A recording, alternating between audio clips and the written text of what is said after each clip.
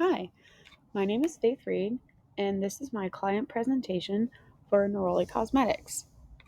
I've really enjoyed this project because I've got to do a lot of research within the beauty world, not necessarily a field that I have done a lot of diving into in my own personal time. So it's been very fun and exciting to learn all of the fun and interesting intricacies of this world. Um, So, in order to do that, I really wanted to kind of immerse myself into this project and know a lot about the consumer. And I feel like really the only way to do that is to know your brand really well. So, um, the first thing I did was kind of dive into the cosmetic world and market. Learning more about your market has been really eye opening and thrilling for me. Like I said, whether it's a fun name of a lip gloss or a really, really cool under eye healer, it's all really interesting and really cool. And there's a lot of science behind it. And it's not just girls doing their makeup, it's everyone doing their makeup. And there's a lot more to it than just the colors and the pigments, and those are the same thing, but you know what I mean. So, when I say there's more to it means knowing your market, knowing who you're getting this out to. Who am I advertising to, and who am I designing for? Creating target markets creates a sense of knowing your audience, personalizing yourself with the people you're designing for. Creating personas is imagining those people as real people in order to experiment with what you're creating. I jumped a little ahead there, but knowing your market can result in creating personas for your website. Knowing your market means breaking it down. Who are you designing for means what gender are we looking at? Are we even looking at a gender? What age range are we working with? Are these people married? Do they have jobs? Are they in college? Are they teenagers on their mom's phone? Are they buying this with their mom's credit card or their own credit card? These are all questions that we have to think about in order to create these websites for people to use. The reason why is because we need personas to work with. Personas are really important because it's essentially just you knowing your audience.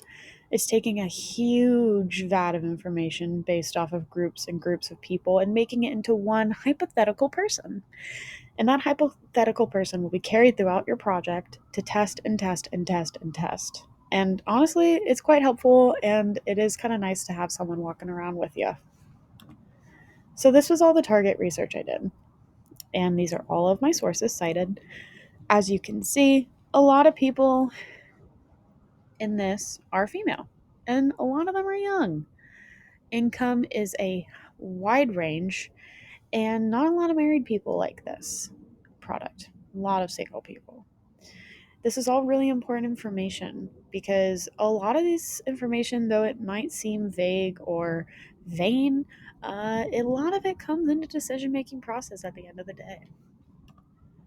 So now that we know a market, we have to start comparing our market to other markets. Number one rule of something you shouldn't do for yourself, but definitely something you should do for your company. In order to do this, I researched a lot of other companies and learned a lot about their structures and how they moved with their websites and designs and all of that. This step is the process for us to understand your market and what you're about to step into, familiarizing yourself with the world that you are about to be in so that you can create for it. Because I'm not just creating for this brand, I'm creating for everyone who works in this world, you know, of cosmetics. People know what they want when they're coming to a cosmetics site. They know what they want to see and they want to know how to find it. This also helps us with our inventory and how we can kind of look at other brands and see how they're organizing it for inspiration for our own.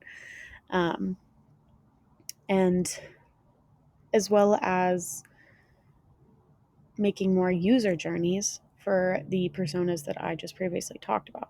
These user journeys are really helpful because it kind of gives us a good guide of who these people are, where they're coming from, if, their story might impact their decision on a lipstick or if it won't. You never know what people are going through, but you can make a good assumption. So the next step for me was flow diagrams.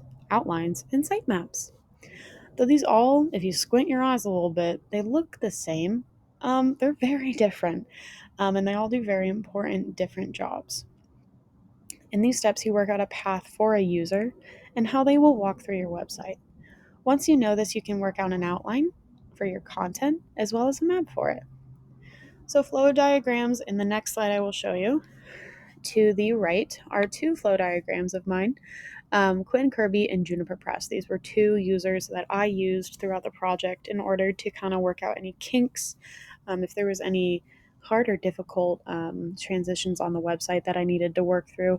These were really important flow diagrams to kind of work through all of that. And it was nice to have all of the different indicators of different clicks that they'd be using in our website. There were quite a few outlines that I did, but the sitemap is pictured on the left. I did a lot of work in the cosmetic gallery, but I thought that the more important aspect was knowing that the charity lists would have a lot of information underneath them and would have quite big branches underneath them. I could be a little vague with the cosmetic gallery ingredients and the mission because that's all copy and paste stuff that I'm going to be copying from the provided information.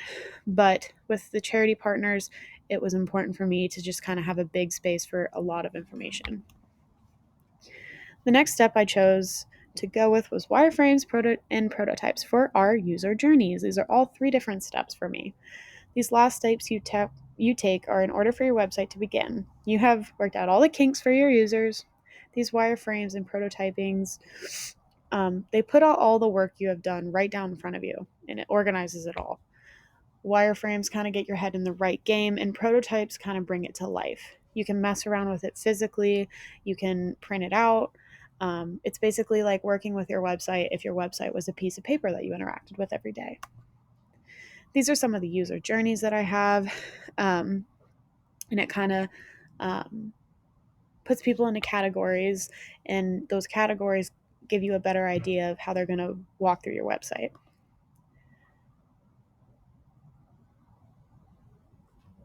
These are some of my prototypes that I worked on from left to right. It's a product page, a profile page, and a less detailed product page that has more of like an overview of all the products on it. And from this point on, this is where we're going with your website. With all this research that I've put together and all of the design work, we're ready to create the perfect site for you as we begin this journey together. Our design journey has just begun. Thank you for choosing me for success in your site.